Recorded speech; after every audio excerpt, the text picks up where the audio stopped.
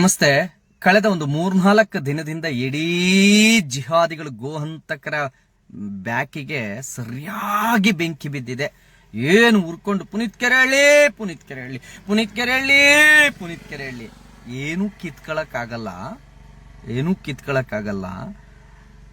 ನನ್ನ ಕೆಲಸ ನಾನು ಮಾಡ್ತಾನೆ ಇರ್ತೀನಿ. ಈ ದೇಶದ ಪ್ರಜೆಯಾಗಿ, ಒಬ್ಬ ಹಿಂದೂವಾಗಿ ನನ್ನ ಕೆಲಸವನ್ನ ನಾನು ಯಾವತ್ತೂ ನಿಲ್ಸಲ್ಲ. ನೀವು ಇಡೀ ನಿಮ್ಮ ಕಾಂಧಾನ ಎತ್ತಾಕೋ ಬಂದ್ರು ಕೂಡ ಅದಕ್ಕೆ ಎದೆ ತಟ್ಟಿ ಎದುರಿಗೆ ನಿಲ್ಲೋ ತಾಕತ್ತು ನನ್ನ ತಾಯಿ ಕೊಟ್ಟಿದ್ದಾಳ. ನಾನು ಹೋರಾಡ್ತೀನಿ. ಸ್ನೇಹಿತರೆ, ಪ್ರತಿಯೊಬ್ರು ಹೇಳೋದೇನು ಅಂತಂದ್ರೆ, ಪುನೀತ್ ಕೆರೆಹಳ್ಳಿ ಅವರೇ, ಪುನೀತ್ ಕೆರೆಹಳ್ಳಿ ಕಸಾಯಿ ಖಾನೆಗೆ ಯಾಕೆ ಬಂದು ರೇಡ್ ಮಾಡ್ತೀಯಾ? ಮಾರುವವರನ್ನ ಕೇಳು, ಸಂತೆಗೆ ಬಂದು ರೈತರ ಹತ್ರ ಕೇಳು. ತುಂಬಾ ಚೆನ್ನಾಗಿದೆ ಪ್ರಶ್ನೆ. ಕೆಲವು ತಿರ್ಬೋಕಿ ಅವಿವೇಕಿಗಳು, ನಮ್ಮವರು ಕೂಡ, ಹಿಂದೂ ಅನ್ನಿಸಿಕೊಂಡವರು, ನಿತ್ಯ ಗೋಪೂಜೆ ಮಾಡೋರು ಕೂಡ ಅದೇ ಪ್ರಶ್ನೆ ಹೇಳ್ತಾರೆ, ಯಾಕೆ ನೀವು ಸಂತೆಯಲ್ಲಿ ಹೇಳಬಾರ್ದು, ಮಾರೋರು ಇವರೇ ಅಲ್ವಾ ಅಂತ. ಪ್ರತಿಯೊಬ್ರು ಕೂಡ, ಕೆಲವರಿಗೆ ಗೊತ್ತಿದೆ, ಕೆಲವರಿಗೆ ಗೊತ್ತಿಲ್ಲ. ನಾನು ನಿಮ್ಮೆಲ್ಲರಿಗೂ ಒಂದು ವಿಚಾರವನ್ನು ಸ್ಪಷ್ಟಪಡಿಸ್ತೀನಿ, ಕೇಳಿಸ್ಕೊಳ್ಳಿ ಪ್ರತಿಯೊಬ್ರು. ಹಾಗೆ ಹಂದಿಗಳೇ, ಗೋಹಂತಕ ಜಿಹಾದಿಗಳೇ, ನಿಮ್ಮ ಮುಖವಾಡ ನಮ್ಮ ಜನಕ್ಕೆ ಗೊತ್ತಿಲ್ಲ ಅಷ್ಟೇ. ಸ್ನೇಹಿತರೆ, ಸಂತೆಯಲ್ಲಿ ರೈತರು ಗೋವುಗಳನ್ನು ತಗೊಂಡೋಗಿ, ಅಷ್ಟು ಚೆನ್ನಾಗಿ ಸಾಕಿರುವ ಎತ್ತುಗಳನ್ನು ತೆಗೆದುಕೊಂಡೋಗಿ ಮಾರೋದಕ್ಕೆ ಅಂತ ಇಟ್ಟಾಗ, ಇವ್ರು ಬಂದು ಅದನ್ನು ತಗೊಂಡೋಗಿ ಇನ್ನೊಂದು ಸಂತೆಯಲ್ಲಿ ವ್ಯಾಪಾರ ಮಾಡ್ತೀವಿ ಅಂತ ತೆಗೆದುಕೊಂಡು ಹೋಗ್ತಾರೆ ಹೊರತು ಕೊಲ್ತೀವಿ ಅಂತ ಅಲ್ಲ. ಕಸಾಯಿ ಖಾನೆಗೆ ಅಂತ ಅದನ್ನ ಖರೀದಿ ಮಾಡೋದಿಲ್ಲ. ನಾನು ಇಷ್ಟು ಮುದ್ದಾಗಿ, ಇಷ್ಟು ಚೆನ್ನಾಗಿ ಸಾಕಿದ ಎತ್ತುಗಳನ್ನ ಕಸಾಯಿ ಖಾನೆಗೆ ತಗೊಂಡು ಹೋಗ್ತಾನೆ ಅಂತ ಗೊತ್ತಾದ್ರೆ ಯಾವ ರೈತನೂ ಮಾರೋದಿಲ್ಲ ಸ್ನೇಹಿತರೆ ಅವನಿಗೆ. ಆದ್ರೆ ಯಾವಾಗ ಆ ಎತ್ತುಗಳನ್ನ, ಆ ಬಲಾಢ್ಯವಾಗಿರ್ತಕ್ಕಂಥ ಗೂಳಿ ಹೆಂಗಿರುತ್ತೆ ಆ ಎತ್ತುಗಳು, ನಾವು ಅದನ್ನ ರಕ್ಷಣೆ ಮಾಡಿ ಅವನ್ನ ತಗೊಂಡೋಗಿ ಗೋಶಾಲೆಗೆ ಇಳಿಸ್ಬೇಕಾದ್ರೆ ನೀವೆಲ್ಲ ನೋಡಿರ್ತೀರಿ ಎಷ್ಟು ಬಲಾಢ್ಯವಾದ ಎತ್ತುಗಳು. ಆ ಎತ್ತುಗಳನ್ನ ಇವರು ಖರೀದಿ ಮಾಡೋದು, ನಾವು ಇನ್ನೊಂದು ಸಂತೆಯಲ್ಲಿ ಅದನ್ನು ತಗೊಂಡೋಗಿ ಮಾರ್ತೀವಿ ಅಂತ ಸುಳ್ಳು ಹೇಳಿ, ಕಸಾಯಿ ಖಾನೆಗೆ ತಂದು ಕಡಿತೀವಿ ಅಂತ ಹೇಳೋದಿಲ್ಲ. ಯಾವಾಗ ಒಬ್ಬ ಗೋಹಂತಕನ ಕೈಗೆ ಆ ಎತ್ತುಗಳು ಸಿಗ್ತಾವೋ ಆಮೇಲೆ ಅದನ್ನ ಕಸಾಯಿ ಖಾನೆಗೆ ಮಾರ್ತಾನೆ ಹೊರತು ಆರಂಭದಲ್ಲಿ ಯಾವ ರೈತರಿಗೂ ಗೊತ್ತಿರೋದಿಲ್ಲ. ರೈತರು ಸಂತೆ ಇವಾಗ್ಲಿಂದ ನಡೀತಾ ಇಲ್ಲ, ಶತಮಾನಗಳಿಂದ ನಡೀತಾ ಇದೆ. ಶತಮಾನಗಳಿಂದ ಆ ಓರಿಗಳನ್ನು ತಗೊಂಡೋಗಿ ಇನ್ನೊಂದು ಸಂತೆಯಲ್ಲಿ ಮಾರೋದು, ಆ ಸಂತೆಯಿಂದ ಇನ್ನೊಂದು ಸಂತೆಗೆ ಮಾರೋದು ನಡೀತಾ ಇದೆ. ಯಾವ ರೈತನೂ ಕೂಡ ಇದು ಕಸಾಯಿ ಖಾನೆಗೆ ಹೋಗುತ್ತೆ ಅಂದ್ರೆ ಮಾರೋದಿಲ್ಲ. ಆದ್ರೆ ಇವತ್ತು ಎಲ್ಲರೂ ಕೂಡ ರೈತರ ಮೇಲೆ ಗೂಬೆ ಕೂರಿಸಿ, ರೈತರು ಮಾರ್ತಾರೆ ನಾವು ತರ್ತೀವಿ. ಆಯ್ತಪ್ಪ, ಇದನ್ನ ಒಬ್ರು ಯಾರ್ಯಾರು ವಕೀಲರು ಅನ್ನಿಸ್ಕೊಂಡವರು, ಈ ದೇಶದ ಸಂವಿಧಾನವನ್ನು ಒಪ್ಪಿದೀವಿ ಅನ್ನೋರು, ಕಾನೂನನ್ನು ಹರ್ತಿದೀವಿ ಅನ್ನೋರು ಅನೇಕರು ಮಾತಾಡ್ತಾರೆ. ನೀವ್ಯಾರು ತಡೆಯೋದಕ್ಕೆ? ರೈತರನ್ನ ಕೇಳಿ. ಈ ದೇಶದಲ್ಲಿ ಒಂದು ಕಾನೂನು ಅಂತ ಇದೆ, ಸಂವಿಧಾನ ಅಂತ ಇದೆ. ಅದೇ ಯಾರ್ಯಾರೋ ಬರ್ದಾಕಿದ್ರು. ನೀವು ಬಿಜೆಪಿಗೆ ಹೇಳಿ, ಕಾಂಗ್ರೆಸ್ಗೆ ಹೇಳಿ, ಗುರು, ನಾನು ಬಿಜೆಪಿ, ಕಾಂಗ್ರೆಸ್, JDSಗೆ ಹೇಳೋದಕ್ಕೆ ಕೇಳ್ಕೊಳ್ತಿಲ್ಲ. ಒಬ್ಬ ಹಿಂದುವಾಗಿ ನಾನು ಪೂಜಿಸುವ ಆ ಗೋಮಾತೆಯನ್ನ ಯಾರಾದ್ರೂ ಕಡಿದ್ರೆ ಕಾನೂನು ಬಾಹಿರ. 2020ರಲ್ಲಿ ಯಡಿಯೂರಪ್ಪನವರು ಮುಖ್ಯಮಂತ್ರಿಯಾಗಿದ್ದಾಗ ಕರ್ನಾಟಕ ರಾಜ್ಯದಲ್ಲಿ ಗೋಹತ್ಯೆ ನಿಷೇಧ ಕಾಯ್ದೆಯನ್ನ ಜಾರಿಗೆ ತಂದಿದ್ದಾರೆ. ನೀನು ಕಡಿಯುವುದು ಕಾನೂನು ಬಾಹಿರ. ಆ ಕಾರಣಕ್ಕಾಗಿ ಪುನೀತ್ ಕೆರೆಹಳ್ಳಿ ಅಲ್ಲಿ ಬಂದು ನಿಂತು ಇದನ್ನ ಕಡಿಬೇಡ ಅಂತ ಹೇಳಿದ್ರೆ ನೀವು ಅದನ್ನ ದ್ವೇಷ, ಹಿಂದೂ ಮುಸ್ಲಿಂ ಯಾಕಪ್ಪ ಮಾಡ್ತೀಯ ಇದನ್ನ? ನೀನೇ ಹೇಳಪ್ಪ. ಇವತ್ತು ಈ ದೇಶದ ಮುಸಲ್ಮಾನರು ಅಥವಾ ಈ ರಾಜ್ಯ, ನಾನು ರಾಜ್ಯಕ್ಕೆ ಬರ್ತೀನಿ, ಬೆಂಗಳೂರಿನ ಎಲ್ಲಾ ಮುಸ್ಲಿಂ ಏರಿಯಾದ ಗಲ್ಲಿಗಳಲ್ಲಿ ಇವತ್ತು ಎತ್ತುಗಳನ್ನ, ಬಲಾಢ್ಯವಾದ ಎತ್ತುಗಳನ್ನ ತಂದು ಕಟ್ಟಾಕೊಂಡಿದ್ದೀರಲ್ಲ, ಇದು ಕಾನೂನು ಬಾಹಿರ ಅಲ್ವಾ? ಯಾವುದು ಈ ನೆಲದ ಕಾನೂನು, ಆ ಕಾನೂನಿಗೆ ಗೌರವ ಕೊಡೋದೆ ಇದು ನನ್ನ ಧಾರ್ಮಿಕ ಹಕ್ಕು ಅಂತ ಹೇಳಿ, ನಾನು ಕುರ್ಬಾನಿ ಕೊಡೋದು ಇದು ನನ್ನ ಹಕ್ಕು, ನನ್ನ ಆಹಾರದ ಹಕ್ಕು ಅಂತ ಹೇಳಿ ನೀನು ಅದನ್ನ ಕಡಿತೀನಿ ಅಂತ ತಂದು ಇಟ್ಕೊಂಡಿದ್ಯಲ್ಲ, ಈ ನೆಲದ ಕಾನೂನಿಗೆ ಏನ್ ಗೌರವ ಕೊಡ್ತಾ ಇದೀಯ ನೀನು? ಕಸಾಯಿ ಖಾನೆಯನ್ನ ನಡೆಸಬಾರ್ದು ಅಂತ ಈ ದೇಶದ ಕಾನೂನು, ಈ ರಾಜ್ಯದ ಕಾನೂನು ಹೇಳುವಾಗ ಯಾರೊಬ್ಬನು ಕೂಡ ಪುನೀತ್ ಕೆರೆಹಳ್ಳಿ ಕೇಳ್ತಾ ಇರೋದು ಸರಿ ಇದೆಯಲ್ಲ, ನಾವು ಈ ದೇಶದ ಕಾನೂನನ್ನ ಪಾಲನೆ ಮಾಡ್ಬೇಕಲ್ಲ ಅಂತ ಹೇಳಿ ಯಾವ ಒಬ್ಬ ವ್ಯಕ್ತಿಯೂ ಕೂಡ ಆ ಮುಸಲ್ಮಾನರು ಯಾರು ಆ ಗೋವನ್ನ ಹತ್ಯೆ ಮಾಡ್ತಿದ್ರು, ಆ ಗೋ ಹತ್ಯೆ ಮಾಡ್ತಕ್ಕಂಥ ಮುಸಲ್ಮಾನರನ್ನ ಕೇಳಲೇ ಇಲ್ವಲ್ರಿ, ಪ್ರಶ್ನೆನೇ ಮಾಡ್ಲಿಲ್ವಲ್ರಿ. ನೀವು ಅವ್ರನ್ನ ತಾನೇ ಪ್ರಶ್ನೆ ಮಾಡ್ಬೇಕಿತ್ತು. ಯಾವ ಆಧಾರದ ಮೇಲೆ ಇದನ್ನ ತಂದಿದ್ದೀರಿ, ಇದನ್ನ ಹೇಗ್ ಕಡಿತಾ ಇದ್ದೀರಿ, ಇದು ಕಾನೂನು ಬಾಹಿರ ಅಲ್ವಾ, ಪುನೀತ್ ಕೆರೆಹಳ್ಳಿ ಬಿಟ್ಬಿಡಿ, ನೀವು ಮಾಡ್ತಿರೋ ತಪ್ಪಲ್ವಾ ಅಂತ ಯಾವ ಮುಸಲ್ಮಾನ, ಒಬ್ಬ ಮುಸ್ಲಿಂ ಕೂಡ ಹೋಗಿ ಇನ್ನೊಬ್ಬ ಮುಸಲ್ಮಾನನ್ ಪ್ರಶ್ನೆ ಮಾಡ್ಲಿಲ್ಲ. ಕಾನೂನು ಅರಿತು ನಾನು ವಕೀಲ ಅಂತ ಹೇಳಿಕೊಳ್ಳುವ ಅನೇಕ ಮುಸ್ಲಿಂ ವಕೀಲರು ಕೂಡ ಅವ್ರ ಪರವಾಗಿ ನಿಂತ್ಕೊಂಡು ಪುನೀತ್ ಕೆರೆಹಳ್ಳಿ ಬಂದ್ರೆ ಹೊಡೀರಿ, ಬಡೀರಿ, ಸಾಯಿಸ್ರಿ, ಇನ್ಯಾರೋ ಅಂಬಿಕಾ ಅಂತೆ ವಕೀಲರು ಆಕೆ ಬರ್ದಾಕೊಳ್ತಾರೆ, ಈ SDP ಈ ಮುಸ್ಲಿಂ ಮಂಚು ಇನ್ನೇನ್ ಪುನೀತ್ ಕೆರೆಹಳ್ಳಿನ ಕೊಲ್ತಾರೆ, ಈತ ಅರ್ಕೆಯ ಕುರಿ, ಬಿಜೆಪಿ ಕುರಿ. ಬಿಜೆಪಿನ ಯಾಕ್ರಿ ಹೇಳ್ಕೊಂಡ್ಬರ್ತೀರಾ ಇದಕ್ಕೆ? ನಾನು ಒಬ್ಬ ಹಿಂದೂ ತಾಯಿಯ ಗರ್ಭದಲ್ಲಿ ಜನಿಸಿರ್ತಕ್ಕಂಥ ಒಬ್ಬ ಹಿಂದೂ. ನನ್ನನ್ನು ನೀವು ತೇಜೋವಧೆ ಮಾಡಿ ಅವನನ್ನು pimp ಅಂತಾನೋ, phone pay Google pay ಭಿಕ್ಷುಕ ಅಂತಾನೋ ಕರೆದು ಏನ್ ಸಾಧಿಸ್ತೀರಿ? ಈ ನೆಲದ ಕಾನೂನನ್ನೇ ಗೌರವಿಸದ ಒಂದು ಸಮುದಾಯವನ್ನ ಪ್ರಶ್ನೆ ಮಾಡೋಕಾಗದೇ ಇರ್ತಕ್ಕಂಥ ನಿರ್ವೀರ್ಯರು ನೀವು, ನಾನಲ್ಲ. ಗಣಪತಿ ಹಬ್ಬ ಬಂದಾಗ ಇಷ್ಟೇ ಅಡಿ ಗಣಪತಿ ಇಡಬೇಕು ಅಂದಾಗ ನಾವು ಒಪ್ಕೊಳ್ಳಿಲ್ವಾ? ಅದನ್ನು ಪಾಲಿಸ್ಲಿಲ್ವಾ? ನಾವು ಕೆಮಿಕಲ್ ಬಳಸಬಾರ್ದು ಗಣಪತಿಗೆ ಅಂದಾಗ ನಾವು ಒಪ್ಕೊಳ್ಳಿಲ್ವಾ? ಮಣ್ಣು, ಪರಿಸರ ಪ್ರೇಮಿ ಗಣೇಶನ್ ನಾವು ಇಟ್ಕೊಳ್ಳಿಲ್ವಾ? ನಾವೇನಾದ್ರು ಉದ್ದಟತನ ಮೆರೆದ್ವಾ? ನಾವು ಇಡ್ತೀವಿ, ಇದು ನಮ್ಮ ಧಾರ್ಮಿಕ ನಂಬಿಕೆ, ನೀವ್ಯಾರು ಕೇಳೋಕೆ ಅಂತ ಅಂದ್ವಾ? ಬಲಿ ಕೊಡಬೇಡಿ ಅಂತ ಹೇಳಿದಾಗ ಬಲಿ ಕೊಡೋದು ನಿಲ್ಲಿಸ್ಲಿಲ್ವಾ? ನಮ್ ಧಾರ್ಮಿಕ ಹಕ್ಕು ಅಂತ ಹೇಳಿದ್ವಾ? ನಾವು ರಾಮರಸವನ್ನ ಮಾಡಿ ಕುಡಿಬಾರ್ದು, ರಾಮರಸ ಕುಡಿಬಾರ್ದು, ಅದು ಕಾನೂನು ಬಾಹಿರ ಅಂದಾಗ ನಾವು ಒಪ್ಪಿಕೊಳ್ಳಿಲ್ವಾ? ಹಿಂದೂಗಳಾಗಿ ನಾವು ಪ್ರತಿಯೊಂದನ್ನು ಕೂಡ, ಪ್ರತಿ ಕಾನೂನು ಬಂದಾಗ್ಲೂ ಈ ನೆಲದ ಕಾನೂನನ್ನು ನಾವು ಒಪ್ಪಿಕೊಂಡ್ವಲ್ಲ. ಎಲ್ಲಿ ಮುಸಲ್ಮಾನರು ಹಿಜಾಬ್ನ ಬಂದಾಗ್ಲೂ ಕೂಡ ಇಲ್ಲ, ಇದು ನನ್ನ ಧಾರ್ಮಿಕ ಹಕ್ಕು ಅಂತಾರೆ. ಅದರಲ್ಲೂ ನಾವು ಪೂಜಿಸಿ ನಾವು ಆರಾಧಿಸುವ ಗೋಮಾತೆಯನ್ನ ಕಾನೂನು ಇದ್ದಾಗ್ಲೂ ಕೂಡ ಅದನ್ನ ಕೊಲ್ಲಬಾರ್ದು, ಹತ್ಯೆ ಮಾಡಬಾರ್ದು ಅನ್ನುವ ಈ ನೆಲದ ಕಾನೂನನ್ನ ಮೀರಿ ನಿಮ್ಮ ಎದುರಿಗೆ ಅದನ್ನ ತಂದು ನಾವು ಕೊಲ್ತೀವಿ, ಇದು ನಮ್ಮ ಧಾರ್ಮಿಕ ಹಕ್ಕು ಅಂದಾಗ್ಲೂ ಕೂಡ ಪ್ರಶ್ನೆ ಮಾಡೋಕ್ಕಾಗದೆ ನಿರ್ವೀರ್ಯರಾಗಿರತಕ್ಕಂಥ ನೀವು ನನಗೆ ಪ್ರಶ್ನೆ ಮಾಡಕ್ ಬರ್ತೀರೇನ್ರಿ? ನನಗೆ ಪ್ರಶ್ನೆ ಮಾಡಕ್ ಬರ್ತೀರಾ? ನಾಚಿಕೆ ಆಗೋದಿಲ್ವಾ ಸಮಾಜಕ್ಕೆ? ಎಷ್ಟ್ ಇಡೀ ಕಾಂಧಾನ್ನ ಎತ್ಕೊಂಡು ಗೋಹಂತಕರು ಬಂದ್ರು ಕೂಡ ಅವರಿಗೆ ಹೆದೆ ಕೊಟ್ಟು ಎದುರಿಗೆ ನಿಂತ್ಕೊಂಡು ಮಾತಾಡೋ ತಾಕತ್ತು ನನಗಿದೆ. ಆದ್ರೆ ನಮ್ಮ ಹಿಂದೂಗಳು ಅನ್ನಿಸ್ಕೊಂಡವರು, ಗೋವನ ಪೂಜೆ ಮಾಡ್ತೀವಿ ಅಂದವ್ರೆ, ಅವ್ರ ಹೇಲ್ ತಿನ್ಕೊಂಡು ಅವ್ರ ಹಂಡ್ ನೆಕ್ಕೊಂಡು ಅವ್ರ ಹಿಂದೆ ನಿಂತ್ಕೊಂತೀರಿ ಅಂತ ಅಂದಾಗ ನನಗೆ ಎಷ್ಟು ಬೇಸರ ಆಗುತ್ತೆ ಗೊತ್ತಾ? ಗೋಹತ್ಯೆ ಮಾಡೋದನ್ನ, ಈ ನೆಲದ ಕಾನೂನನ್ನ ಮೀರಿ ಗೋವುಗಳನ್ನ ಹತ್ಯೆ ಮಾಡೋದನ್ನ, ಈ ನೆಲದ ಸಂವಿಧಾನ ಕಾನೂನನ್ನ ಮೀರಿ ನಡೆದುಕೊಳ್ಳುವ ಒಬ್ಬ ಮುಸಲ್ಮಾನನನ್ನ ಮತ್ತೊಬ್ಬ ಮುಸ್ಲಿಂ ಪ್ರಶ್ನೆ ಮಾಡಲಿಲ್ಲ. ಬಿಕಾಸ್ ಧರ್ಮ ನಮ್ ಧರ್ಮದವನು ಅಂತ. ಯಾವಾಗ ಭಾರತ ಇಡೀ ಇಸ್ಲಾಮಿಕ್ ಆಡಳಿತವನ್ನ ಎದುರಿಸಿ ಇನ್ನೇನು ಗೆಲ್ಲುವ ಹಂತದಲ್ಲಿದ್ವೋ ಆಗೆಲ್ಲ ಇಸ್ಲಾಂ ರಾಜರುಗಳು ಹೋಗಿ ಅಫ್ಘಾನಿಸ್ತಾನದಲ್ಲೋ ಮತ್ಯಾವುದೋ ರಾಜನ ಮುಂದೆ, ಭಾರತದಲ್ಲಿ ಇಸ್ಲಾಂ ನಾಶವಾಗ್ತದೆ, ಬಂದು ನನಗೆ ಸಹಾಯ ಮಾಡು ಅಂತ ಕೇಳ್ತಾರೆ. ಅವರು 2 ಲಕ್ಷ 3 ಲಕ್ಷ ಸೈನ್ಯಗಳನ್ನು ತೆಗೆದುಕೊಂಡು ಬಂದು ಇಲ್ಲಿ ಭಾರತದ ರಾಜರುಗಳ ಮೇಲೆ ಯುದ್ಧ ಮಾಡಿ ಇದನ್ನ ಗೆಲ್ಲಿಸಿ ಅವ್ರಿಗೆ ಕೈ ಕೊಟ್ಟು ಹೋಗ್ತಾರೆ. ಇದು ಇತಿಹಾಸ. ಯಾವ್ದ್ಯಾವ್ದೋ ದೇಶದಿಂದ ಬಂದು ಇಲ್ಲಿ ಇಸ್ಲಾಂನ ಉಳಿಸೋದಕ್ಕೆ ಅವರು ಸಾಥ್ ಕೊಟ್ರು. ಈಗಲೂ ಕಾನೂನನ್ನ ಮೀರಿ ಸರ್ಕಾರಗಳು, ಕರ್ನಾಟಕದ ಕಾಂಗ್ರೆಸ್ ಸರ್ಕಾರ, ನನ್ನ ದೇಶದಲ್ಲಿ, ನನ್ನ ರಾಜ್ಯ, ಈಗ ನೀವು ರಾಜ್ಯದವರು, ಈ ರಾಜ್ಯದಲ್ಲಿ ಗೋಹತ್ಯೆ ನಿಷೇಧ ಕಾಯ್ದೆ ಜಾರಿಯಲ್ಲಿದ್ರೂ ಕೂಡ ಬೀದಿಯಲ್ಲಿ ಮನೆಯ ಮುಂದೆ ಗೋವುಗಳನ್ನ, ನಾವು ಆರಾಧಿಸುವ ಗೋವುಗಳನ್ನು ತಗೊಬಂದು ಕಟ್ಟಾಕೊಂಡಿದ್ದಾರೆ. ಅದನ್ನು ಪ್ರಶ್ನೆ ಮಾಡೋದಕ್ಕೆ ನಿರ್ವೀರ್ಯರಾಗಿರ್ತಕ್ಕಂಥ ನೀವುಗಳು ಪ್ರಶ್ನೆ ಮಾಡ್ತಾ ಇರುವಂತ ವ್ಯಕ್ತಿಯನ್ನು ಕೂಡ ನಿಂದಿಸೋದಕ್ಕೆ ಹಿಂದು ಮುಂದೆ ನೋಡದೆ ಏನೇನೋ ಕೆಟ್ಟದಾಗಿ ನಿಂದಿಸ್ತೀರಿ. ಏನ್ ಸಾಧಿಸ್ತೀರಿ ನೀವು? ಏನನ್ನ ಸಾಧಿಸ್ತೀರಾ? ಏನಾಗ್ತಾ ಇದೆ ನಿಮಗೆ?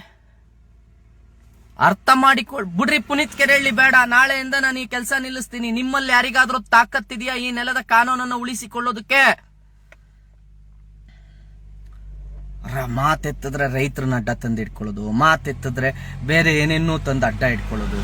ಅವನು ಫೋನ್ ಪೇ ಗೂಗಲ್ ಪೇ ಭಿಕ್ಷುಕ, ನಾನು ಫೋನ್ ಪೇ ಗೂಗಲ್ ಪೇ ಭಿಕ್ಷೆ ಬೇಡಿ ಮನೆ ಕಟ್ಟಿದ್ದೀನ? ನಮ್ಮ ಅಪ್ಪಂಗೆ ಪಂಚೆ ಬನೀನು ಕೊಡ್ಸಿದೀನ? ನಮ್ಮ ಅಮ್ಮಂಗೆ ಸೀರೆ ಕೊಡ್ಸಿದೀನ? ಇಲ್ಲ ನಾನೇನಾರು ಕಾರು ಗೀರು ತಗೊಂಡು ಮೆರಿತಿದ್ದೀನ? ಇಲ್ವಲ್ಲ.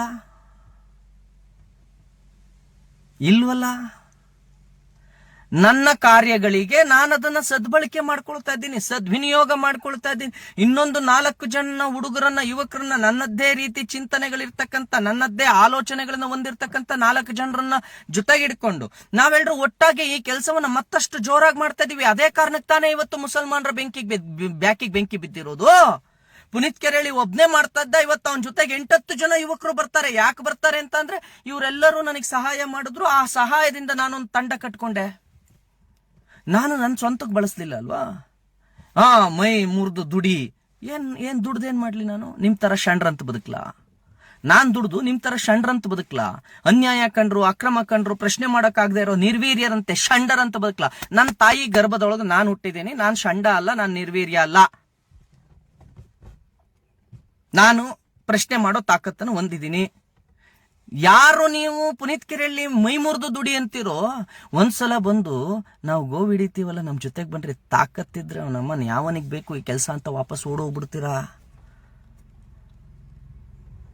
3 ದಿನ ಊಟ ನಿದ್ದೆ ಇಲ್ಲದೆ ಕಾರ್ ಇಲ್ಲಿಂದ ಎಲ್ಲೆಲ್ಲಿಗೋ ಓಡಿಸ್ಕೊಂಡು 600-700 ಕಿಲೋಮೀಟರ್ ಕಾರ್ ಡ್ರೈವಿಂಗ್ ಮಾಡ್ಕೊಂಡು ಕಾರಲ್ಲಿ ಕೂತ್ಕೊಂಡು ಅಲ್ಲೋಗಿ ಗೋವಿನ ಗಾಡಿನ ಹಿಡಿದು ಅಲ್ಲಿ ಗೋವುಗಳನ್ನ ಇಳಿಸಿ ಗೋಶಾಲೆಗೆ ಆ ಗೋವುಗಳನ್ನ ಇಳಿಸ್ಬೇಕಾದ್ರೆ ಪಡುವಂತಹ ಶ್ರಮ ಅಲ್ವಾ? ಯಾವುದೇ ಒಂದು ಹೋರಾಟ ಯಶಸ್ವಿ ಆಗಬೇಕು ಅಂತ ಅಂದ್ರೆ ಶ್ರಮ ತಾನೇ ವಹಿಸ್ಬೇಕು. ಆ ಶ್ರಮ ನಿಮ್ ಕಣ್ಣಿಗೆ ಕಾಣೋದಿಲ್ವಾ? ಯಾವ್ದಾದ್ರು ಒಂದು ದೇವಾಲಯವನ್ನು ಸ್ವಚ್ಛ ಮಾಡ್ಬೇಕು ಅಂತ ಅಂದ್ರೆ ಶ್ರಮ, ಆ ಬೆವರು ಹರಿಸ್ಲೇಬೇಕಲ್ವೇನ್ರಿ?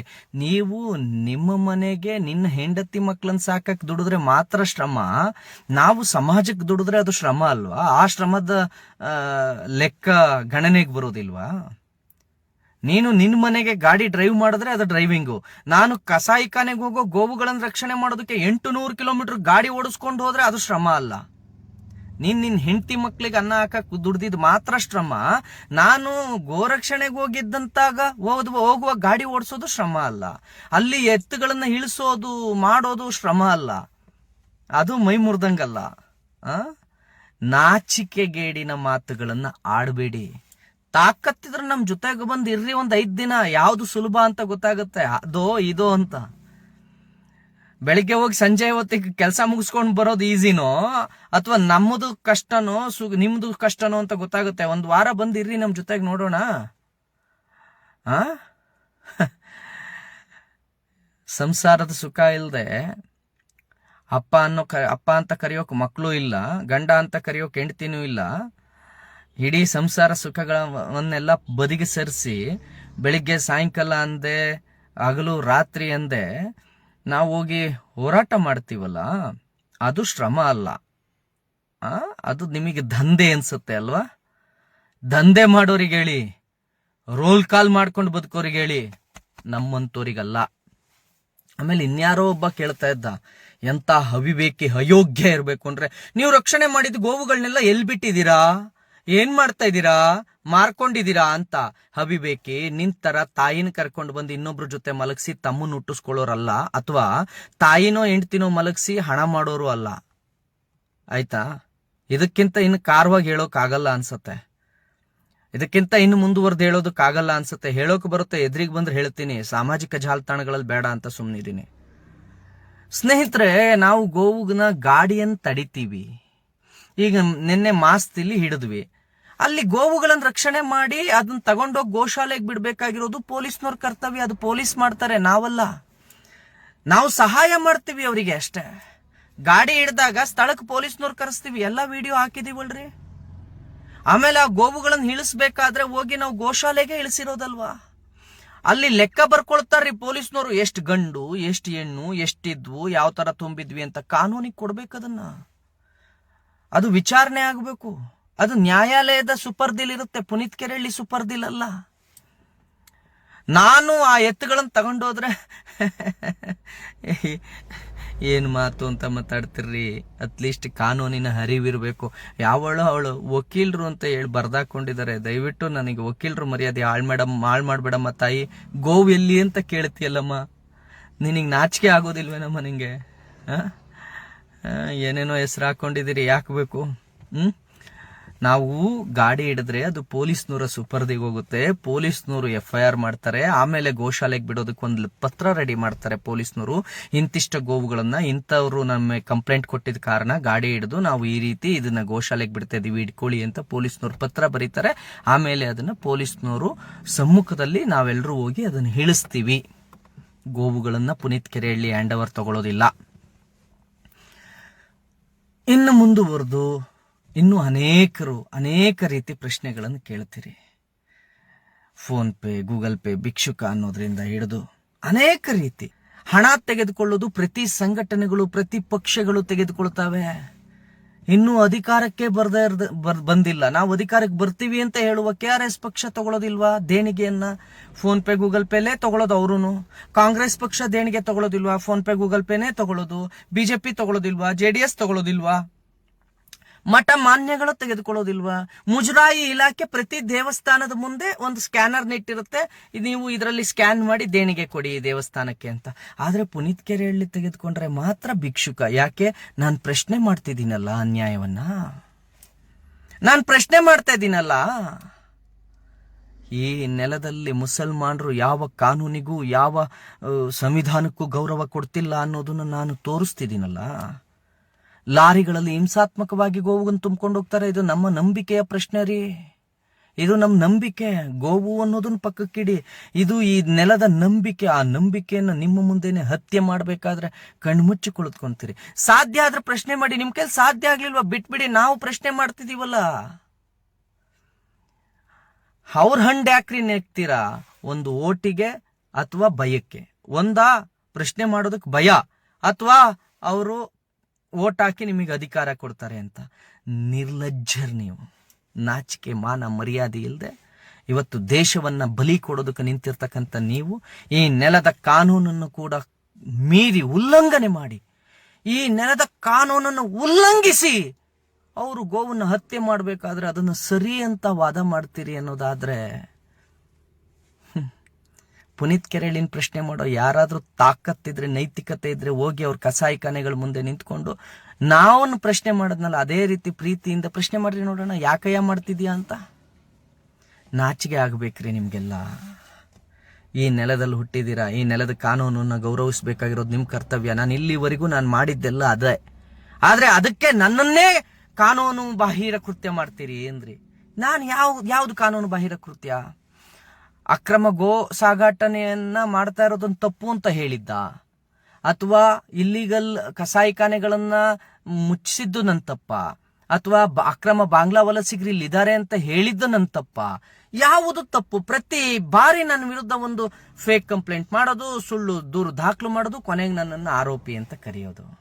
ಕೊನೆಗೆ ಪಾಪ ರೀ ನಾಗಲಕ್ಷ್ಮಿ ಮೇಡಮ್ ಆ ದೇವಸ್ಥಾನದಲ್ಲಿ ಸಿಕ್ಕಿದ್ವಿ. ನಾನು ಆ ದೇವಸ್ಥಾನಕ್ಕೆ ಹೋಗಿದ್ದೆ, ಅವರು ಆ ದೇವಸ್ಥಾನಕ್ಕೆ ಬಂದಿದ್ರು. ಅವ್ರೇನ್ ನನ್ನ ನುಡ್ಕೊಬಂದು ಶುಭಾಶಯ ಹೇಳಲಿಲ್ಲ, ನಾನೇನು ಅವರು ನುಡ್ಕೊಂಡೋಗಿ ಶುಭಾಶಯ ಕೇಳಲಿಲ್ಲ. ಪಾಪ ಎದುರು ಬದ್ರು ಆದಾಗ ನನ್ನ ಜನ್ಮದಿನ ಅಂತ ಅವ್ರಿಗೆ ಗೊತ್ತು. ಯಾರೋ ಹೇಳಿದ್ರು ಪುನೀತ್ ಕೆರೆಹಳ್ಳಿ ಅವ್ರದ್ದು ಜನ್ಮದಿನ, ಅದಕ್ಕೆ ಬಂದಿದ್ದಾರೆ ಅಂತ. ಸಂತೋಷದಿಂದ ಒಳ್ಳೇದಾಗ್ಲಿ ಅಂತ ಹೇಳಿ ಅರಸಿದ್ದಕ್ಕೆ ಎಲ್ಲರಿಗೂ ಬೆಂಕಿ ಬೀಳುತ್ತೆ ಅನ್ನೋದಾದ್ರೆ, ಪುನೀತ್ ಕೆರೆಹಳ್ಳಿಗೆ ಒಂದು ಬಹುಮಾನವನ್ನ, ಒಂದು ಯಾವುದೋ ಒಂದು ಕನ್ನಡ ರಾಜ್ಯೋತ್ಸವ ಅಂತ ಹೇಳಿ ಒಂದು ಬಹುಮಾನವನ್ನ ನ್ಯಾಯಮೂರ್ತಿ ಸಂತೋಷ್ ಹೆಗ್ಡೆ ಅವ್ರು ಕೊಟ್ರೆ ನಿಮ್ ಬ್ಯಾಕಿಗೆ ಬೆಂಕಿ ಬೀಳುತ್ತೆ ಅನ್ನೋದಾದ್ರೆ, ಇವತ್ತು ಅನೇಕ ಹಿಂದೂಗಳನ್ನ ಹಣ ಕೊಟ್ಟು ಅವರಿಗೆ ಹೆಣ್ಣೆ ಕೊಡಿಸಿ ನನ್ನ ವಿರುದ್ಧ ಮಾತಾಡೋದಕ್ಕೆ ಇದೇ ಜಿಹಾದಿಗಳು ಮುಂದಕ್ಕೆ ಬಿಡ್ತಾರೆ ಅಂದ್ರೆ ನನಗೆ ಬಹಳ ಸಂತೋಷ ಆಗುತ್ತೆ. ಯಾಕೆ ಅಂತಂದ್ರೆ ನಿಮ್ ಕೈಲಿ ಏನು ಕಿತ್ಕೊಳಕ್ಕಾಗದೆ ನಮ್ಮ ಹಿಂದೂಗಳನ್ನೇ ಎತ್ಕಡ್ತಾ ಇದ್ದೀರಾ ಅಷ್ಟೇ. ನೀನೇ ಎತ್ಕಟ್ಟಿದ್ರು, ನೀವೇನೇ ಮಾಡಿದ್ರು, ನೀವೆಲ್ಲ ಅನ್ಕೊಂಡಿರ್ಬೋದು ಪುನೀತ್ ಕೆರೆಹಳ್ಳಿಗೆ ಬರೋ ಹಣವನ್ನ ನಿಲ್ಲಿಸ್ಬಿಟ್ರೆ ಹೋರಾಟ ನಿಲ್ಲಿಸಬಹುದು ಅಂತ. ತಿಪ್ಪರ್ಲಾಗ ಹಾಕಿರೂ ಆಗೋದಿಲ್ಲ. ನೀವೇನೇ ಮಾಡಿ, ಗೋ ಹಂತಕರೇ ನೀವೇನೇ ಮಾಡಿ ನನ್ನ ಹೋರಾಟವನ್ನು ನಿಲ್ಲಿಸೋದಕ್ಕೆ ಸಾಧ್ಯ ಇಲ್ಲ. ನಿಮ್ಮ ಎಲ್ಲ ಕಾನೂನು ಬಾಹಿರ ಕೃತ್ಯಗಳನ್ನು ಬೀದಿಗೆಳಿತೀನಿ, ನಾಡಿನ ಜನರನ್ನ ಜಾಗೃತಿ ಮಾಡ್ತೀನಿ, ಹಿಂದೂಗಳನ್ನ ಏಕತೆ ಮಾಡಿಕೊಂಡು ಕರ್ಕೊಂಡು ಬಂದು ನಿಲ್ಲಿಸ್ಕೊಂತೀನಿ. ಲಕ್ಷ ಹಿಂದೂಗಳನ್ನ ನಾನು ಒಂದುಗೂಡಿಸ್ತೇನೆ. ನಿಮಗೆ ತಾಕತ್ತಿದ್ರೆ ನೀವು ಒಬ್ಬಪ್ಪನಿಗೆ ಹುಟ್ಟಿದ್ರೆ ತಡೀರಿ, ನನ್ನನ್ನು ಕೊಲ್ತೀರಿ ಅಂತ ಹೇಳಿ ಯಾರೋ ಅಂಬಿಕಾ ಅಂತ ವಕೀಲರಂತೆ ಬರೆದಾಕೊಂಡಿದ್ದಾಳೆ. ಮುಸ್ಲಿಂ ಮಂಚ್ ಮತ್ತು SDPI ಪುನೀತ್ ಕೆರೆಹಳ್ಳಿನಿಗೆ ಬಲಿ ಕೊಡ್ತಾರೆ ಅಂತ. ತಾಕತ್ತಿದ್ರೆ ಒಬ್ಬಪ್ಪಂಗೆ ಹುಟ್ಟಿದ್ರೆ ಅವ್ರು ನನಗೆ ಬಲಿ ಕೊಡ್ಲಿ, ನೋಡೋಣ ನಾನಾ ಅವರ ಅಂತ ನಾವು ನೋಡೇ ಬಿಡ್ತೇವೆ. ಆದ್ರೆ ಹಿಂದೂಗಳನ್ನ ಎದುರಿಗೆ ನಿಂತ್ಕೊಂಡು ಆಟ ಆಡ್ತೀರಿ, ನೌಟಂಕಿ ಆಟ ಆಡ್ತೀರಿ ಅಂತ ಅಂದ್ರೆ ಅಲ್ಲಿಗೆ ಎಷ್ಟು ಭಯ ಅದ ಜಿಹಾದಿಗಳ ನಿಮ್ಗ ನನ್ನನ್ ಕಂಡ್ರೆ. ಪ್ರತಿಯೊಬ್ರು ವಿಡಿಯೋ ಮಾಡಿ ಹಾಕ್ತಿರ, ಸಂತೆಗೆ ಹೋಗು, ರೈತರಿಗೆ ಹೋಗು, ಅಲ್ಲಿಡಿ ಇಲ್ಲಿಡಿ. ಅಯ್ಯ ಮುಟ್ಟಾಳ ಬೇವರ್ಸಿಗಳ, ನೀವು ಸಂತ್ಯಾಗ ಮಾರ್ಲಿಕ್ಕಂತ ತರ್ತೀರಿ ಅಂತ ನಮಗೇನು ಗೊತ್ತಿಲ್ಲ. ಸಂತೆ ಒಳಗೆ ನೀವೇನಂತ ಹೇಳ ತಗೊಂಡು ಬರ್ತೀರಿ ಅಂತ. ನಾವು ತಗೊಂಡೋಗಿ ತಮಿಳ್ನಾಡಿನಾಗ ವ್ಯಾಪಾರ ಮಾಡ್ತೀವಿ, ಆಂಧ್ರದಲ್ಲಿ ವ್ಯಾಪಾರ ಮಾಡ್ತೀವಿ ಅಂತ, ಕರ್ನಾಟಕದಲ್ಲಿ ವ್ಯಾಪಾರ ಮಾಡ್ತೀವಿ ಅಂತ ಹೇಳಿ ಆಂಧ್ರದಿಂದಲೂ ತಗೊಂಡು ಬಂದು ಇಲ್ಲಿ ಕಸಾಯಿ ಖಾನೆಯಲ್ಲಿ ಅದನ್ನ ಹತ್ಯೆ ಮಾಡ್ತೀರಿ ಅನ್ನೋದು ಎಲ್ಲರಿಗೂ ಗೊತ್ತಿರ್ತಕ್ಕಂಥದ್ದು. ಅಕ್ರಮ ಬಾಂಗ್ಲಾ ವಲಸಿಗರು ನಿಮ್ಮ ಮಸೀದಿ ಹಿಂದೆಗಳೇ ಇರ್ತಕ್ಕಂಥ ಖಾಲಿ ಶೆಡ್ ನಲ್ಲೇ ಇರ್ತಾರೆ. ಅಕ್ರಮವಾದ ಕಸಾಯಿ ಖಾನೆ ನಿಮ್ಮ ಮಸೀದಿ ಪಕ್ಕದಲ್ಲೇ ಇರ್ತವೆ. ಅಕ್ರಮವಾಗಿ ಗೋ ಹತ್ಯೆ ನಿಮ್ಮ ಮಸೀದಿ ಪಕ್ಕದಲ್ಲೇ ನಡೀತವೆ. ಅಕ್ರಮವಾಗಿ ಕಾನೂನು ಬಾಹಿರವಾಗಿ ನಡೆಯುವ ಎಲ್ಲಾ ಕೃತ್ಯಗಳು ನಿಮ್ಮ ನಡುವಿನಲ್ಲೇ, ನಿಮ್ಮ ಮುಂದೆಯೇ ನಡೆಯುತ್ತೆ. ಮತ್ತ ನಮ್ಮ ಹಿಂದೂಗಳು ತಾಕತ್ತಿಲ್ಲ, ನಿರ್ವೀರ್ಯರಾಗಿದ್ದಾರೆ. ಅವರು ನಾವು ಪ್ರಶ್ನೆ ಮಾಡಿದ್ರೆ ನಮ್ಮ ವಿರುದ್ಧನೇ ಬಂದು ಮಾತಾಡ್ತಾ ಕೂತ್ಕೊಳ್ತಾರೆ. ಅವ್ರುಗಳು ಮಾಡೋ ತೇಜೋವದೇನ, ಅವ್ರು ನನಗೆ ಅಂತಾರೆ ಅಂತ ಹೇಳಿ, ಅವ್ರು ನನ್ನ ತಾಯಿನ ಸೂಳೆ ಅಂತಾರೆ ಅಂತ ಹೇಳಿ, ಅಥವಾ ನನ್ನ ತಂದೆಗೆ ಅಂತಾರೆ ಅಂತ ಹೇಳಿ ದೇಶವನ್ನು ಬಿಟ್ಟು ನಾನು ಆಚೆಗೂ ಹೋಗೋದಿಲ್ಲ, ಹೋರಾಟವನ್ನು ಬಿಟ್ಟು ಹಿಂದಕ್ಕೂ ಸರಿಯೋದಿಲ್ಲ. ಇತಿಹಾಸದಿಂದ ನಾವು ಸಹಿಸ್ಕೊಂಡು ಬಂದಿದ್ದೀವಿ ಅನ್ರಿ. ನೀವನ್ನಿ ನನಗೆ, ನಾನು ಸಹಿಸ್ಕೊಳ್ತೇನೆ. ಆದರೆ ನನ್ನ ಈ ಹೋರಾಟವನ್ನು ನಾನು ನಿಲ್ಲಿಸೋದಿಲ್ಲ. ನನಗೆ ಶಕ್ತಿ ಇದೆ ನೀವನ್ನೋ ಮಾತುಗಳನ್ನು ಒತ್ಕೊಳ್ಳೋದಕ್ಕೆ. ನನಗೆ ಶಕ್ತಿ ಇದೆ ನೀವೇನೇ ಅಂದ್ರು ಅದನ್ನು ಸಹಿಸ್ಕೊಳ್ಳೋದಕ್ಕೆ. ನನಗೆ ಶಕ್ತಿ ಇದೆ, ನನಗೆ ಆತ್ಮಶಕ್ತಿ ಇದೆ.